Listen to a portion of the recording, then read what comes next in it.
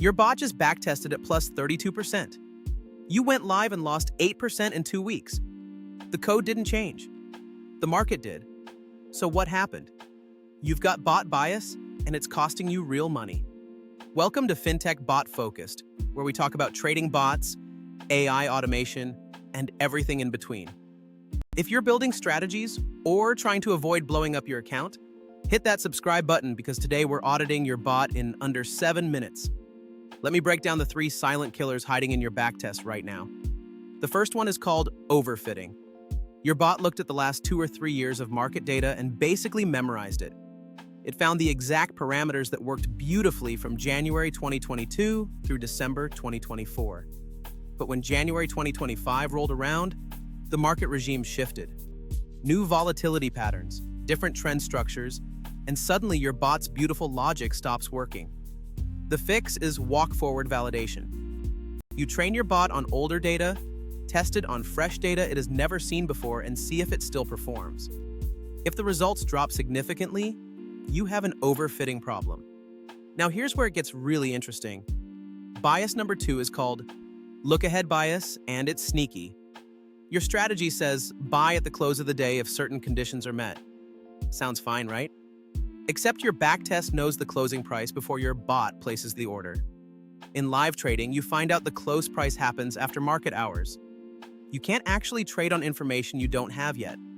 The solution is to compare your backtest performance against your live trading results.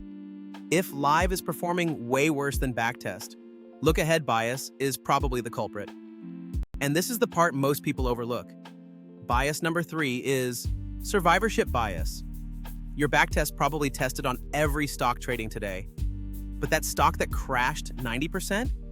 It's not in your data set anymore because it delisted. Your backtest cheated by ignoring all the losing trades that would have happened on dead companies. Real backtesting libraries like QuantConnect have delisted asset lists. Use them. Here's your 7-point checklist. Number 1, run walk-forward validation on your datasets. Number 2, compare backtest start and end dates to today's actual market conditions. Number 3, check for data leakage in your entry logic. Number 4, verify you're using delisted asset lists. Number 5, test on different time periods to see consistency. Number 6, compare theoretical slippage to actual live execution costs. And number 7, run your bot on out of sample data it has genuinely never seen before. I'm going to give you a Python snippet. Open your QuantConnect or AlgoTest bot. Pull your historical performance data.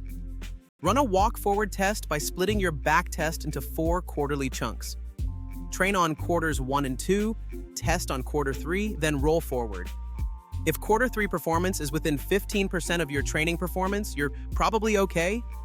If it drops 50% or more, you've got a serious overfitting problem and you need to simplify. Now here's the reality check. After you fix these biases, your bot is probably going to show lower returns than your original backtest. That's not bad news. That's good news because now your numbers are real. A bot that consistently does 8 to 12% per year with bias corrections is infinitely better than a bot that backtests at 30% and crashes live. Before you go, join the FinTech Bot Focused newsletter. You'll get updates on new trading bots, strategy breakdowns, and my honest takes on what's actually working in the market right now. The link is in the description. Join the community and stay ahead of the automation curve. One quick disclaimer. This is educational content only, not financial advice. Trading, especially automated trading, involves real risk. Always test everything before going live and trade at your own risk.